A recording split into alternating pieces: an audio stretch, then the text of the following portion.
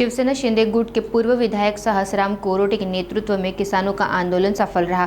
खेती के लिए पानी की मांग को लेकर देवरी तालुका के शिरपुर गांव में मनोहर सागर बांध पर यह प्रदर्शन किया गया। गोंदिया जिले के देवरी तालुका में किसानों ने रब्बी सीजन के दौरान धान की फसल की सिंचाई के लिए मनोहर सागर बांध के गेट खोलने की मांग की थी। सिंचाई विभाग इस बांध से किसानों को पानी उपलब्ध कराता था, लेकिन बाद में ये पानी रोक दिया गया, जिससे किसानों की खेती संकट में आ गई। किसान फिर से पानी छोड़ने की मांग करने लगे, लेकिन सिंचाई विभाग ने कोई कार्रवाई नहीं की। इस बीच शिंदे गुट के पूर्व विधायक सहसराम कोरोटे के नेतृत्व में किसानों ने विरोध प्रदर्शन किया। प्रदर्शनकारियों के दबाव में सिंचाई विभाग के अधिकारी मौके पर पहुंचे, जिसके बाद किसानों की मांग पर बांध के गेट खोल दिए गए। इससे देवरी तालुका के 5 गांव के किसानों की पानी की समस्या हल हुई। मला आज दिनांक 28/2/2025 रोजी शेतकरी संघटना देवरी तालुका यांच्याकडून एक प्रत मिळालेली आहे। उपविभागीय अधिकारी, उपविभागीय कार्यालय देवरी आणि उपविभागीय पाटबंधारे विभाग आमगाव यांच्या थ्रू मला एक हे मिळालेलं आहे, निवेदन मिळालेलं आहे। शिरपूर बांध धरणाच्या पाण्यावर धान पीक आहे, त्यामुळे त्या धान पीक जगवण्यासाठी पाणी सोडण्याबद्दलचं निवेदन भेटलेलं होतं। तर त्या अनुषंगाने सर्व वरिष्ठ कार्यालयाशी चर्चा वगैरे करून ज्या लोकांना आपण परवानग्या दिलेल्या आहेत, असे 17 शिलापूरचे 17 लोक आहेत, त्यांना आपण परवानग्या दिलेल्या आहेत।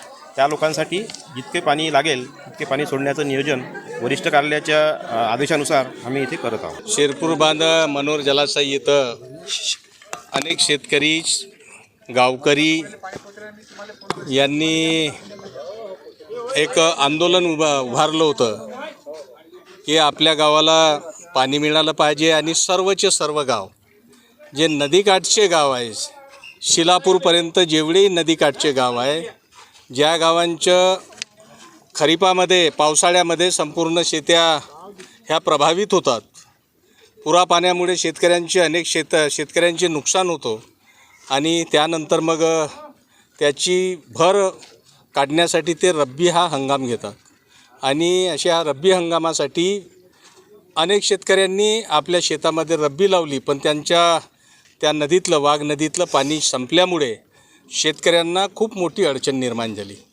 4-5 दिवसापासून शेतकरी माझ्याकडे येत होते। अनेक शेतकऱ्यांचं टावं फोडत होते की माझे 20,000 खर्च झाले, कोणी म्हणायच्या 1,00,000 खर्च झाले, कोणी म्हणायच्या 1,50,000 खर्च झाले। अशा परिस्थितीमध्ये शेतकरी बर्बाद होण्याच्या मार्गावर होता।